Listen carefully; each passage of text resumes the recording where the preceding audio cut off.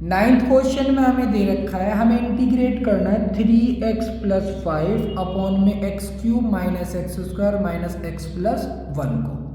ठीक है, तो सबसे पहला वाला काम हम क्या करेंगे, जो डिनोमिनेटर वाला पार्ट है, ठीक है, इसको हम सबसे पहले फैक्टराइज करते हैं, इसके फैक्टर्स बनाते हैं। ठीक है, तो फैक्टर्स बनाने के लिए हमने इसको कर दिया ब्रेक।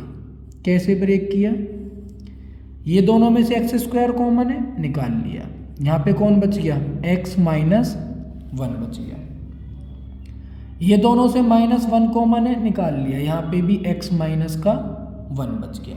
यानी हमारे पास हो गया अभी 3x + 5 अपॉन में x - 1 और साथ में x² - 1। ठीक है, x² - 1 भी हमारा अभी हो जाएगा फैक्टराइज आगे, तो इसको भी करते हैं। 3x + 5 अपॉन में x - 1 और इसको किया तो एक बारी प्लस और एक बारी माइनस, यानी ये हमारा फैक्टराइज होके क्या बन जाएगा, 3x + 5 अपॉन में x - 1 का स्क्वायर और साथ में x + 1। अब यहाँ पे लगाएंगे हम अपना पार्शियल फंक्शन, यानी यहाँ से हमारा क्वेश्चन अभी शुरू होगा। ठीक है, लगाते हैं 3x + 5 अपॉन में x - 1 का स्क्वायर और साथ में आ गया हमारा x + 1। करो इसको, a अपॉन में x - 1 प्लस b अपॉन में x - 1 का स्क्वायर प्लस c अपॉन में हो गया x + 1। सॉल्व किया इसको तो ये हो गया हमारे पास a इंटू x - 1 और साथ में x + 1। b के साथ हो जाएगा हमारा x - 1 का स्क्वायर है तो सिर्फ x + 1 और c के साथ हो जाएगा हमारा x - 1 का होल स्क्वायर। दूसरी साइड कौन है हमारे पास, 3x + 5। ठीक है, तो पिछले वाले क्वेश्चन में मैंने आपको बता रखा है, सेम टाइप से इसमें करेंगे हम। सबसे पहले मैंने क्या किया, इफ x की वैल्यू हो गई मेरी +1 तो ये वाला पार्ट 0 और ये वाला पार्ट भी 0 हो गया। कौन बचा, सिर्फ ये, यानी कि 3 × 1 + 5 और राइट हैंड साइड पे बचा सिर्फ ये, यानी कि b × 1 + 1 हो गया।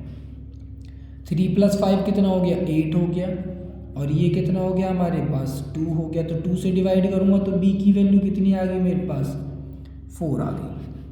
ठीक है, अच्छा अब क्या किया, एक बारी रख दिया हमने, अगर x की वैल्यू हो जाए हमारी -1 रखूँगा तो ये भी खत्म, क्योंकि -1 + 1 0 -+1 0, कौन बचा, सिर्फ c बचा।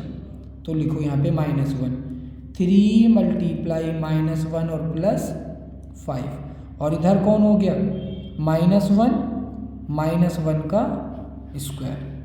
ये कितना है, -3 + 5 तो कितना हो गया, प्लस का 2 हो गया। -1 यानी कि -2, उसका स्क्वायर किया तो कितना हो गया, 4 हो गया, यानी कि c के साथ हो गया मेरा 4। अब 4 जाएगा डिनोमिनेटर में, यानी कि 2/4 = c। कैंसिल किया तो c की वैल्यू कितनी आ गई, 1/2 आ गई। c की भी वैल्यू मिल गई। अब किसकी वैल्यू निकालनी है, a की वैल्यू निकालनी है। तो हम यहाँ पे लिखेंगे कोफिशिएंट ऑफ किसका, x² का।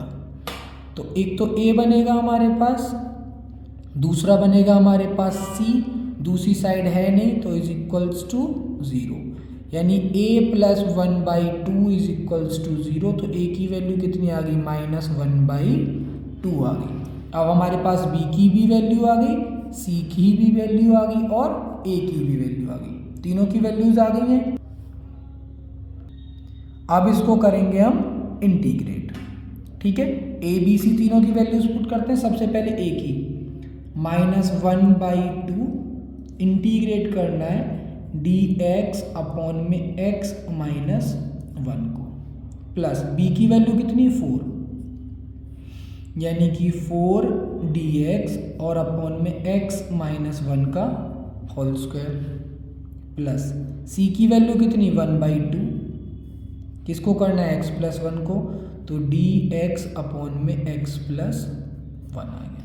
इसको करेंगे तो आ गया -1/2 और log x माइनस का 1 प्लस 4 रखा बाहर। इसको इंटीग्रेट करेंगे तो मैंने आप लोगों को बताया था इंटीग्रेशन करना है dx अपॉन में x स्क्वायर को, तो इसका इंटीग्रेशन होता है -1 अपॉन में x। करो यहाँ पे, तो हो गया -1 अपॉन में x माइनस का 1। इसको करेंगे तो +1/2 और ये आ गया हमारे पास log और x प्लस 1 और साथ में आ गया प्लस c, तीनों का कांस्टेंट। ठीक है, ठीक है। तो यहाँ से हमारा आंसर क्या बन जाएगा, अब इसका देखो यहाँ पे -1/2 है और यहाँ पे +1/2 है, तो प्लस वाला पार्ट आगे आता है, तो ये हो गया 1/2